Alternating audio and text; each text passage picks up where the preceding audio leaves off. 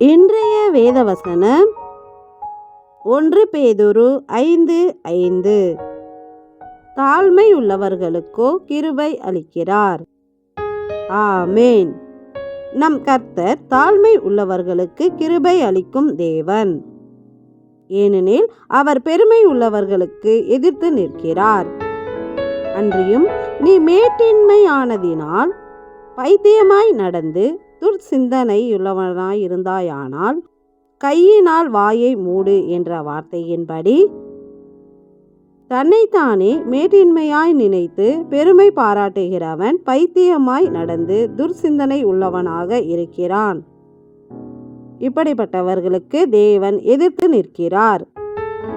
அன்றியும் மேன்மைக்கு முன்னானது தாழ்மை என்ற வார்த்தையின்படி நாம் மேன்மையாய் வாழ வேண்டும் என்றால் தாழ்மை உள்ளவர்களாக இருக்க வேண்டும். இந்த தாழ்மையை எப்படி நாம் பெற வேண்டும் என்றால், நான் சாந்தமும் மனத்தாழ்மையுமாய் இருக்கிறேன், என் நுகத்தை உங்கள் மேல் ஏற்றுக்கொண்டு என்னிடத்தில் கற்றுக்கொள்ளுங்கள் என்ற வார்த்தையின்படி நம்முடைய கிறிஸ்துவின் நுகமாகிய அவருடைய சாந்தத்தையும் அவருடைய மனத்தாழ்மையையும் கிறிஸ்துவின் இடத்திலிருந்து பெற்றுக்கொண்டு அவரிடத்தில் நாம் கற்றுக்கொள்ள வேண்டும். அப்பொழுது தேவனுடைய கிருபை நம்மேல் இருக்கும். எங்களுக்கு கிருபை அளிக்கும் எங்கள் நல்ல ஆண்டவரே, உமக்கு நன்றி செலுத்துகிறோம்.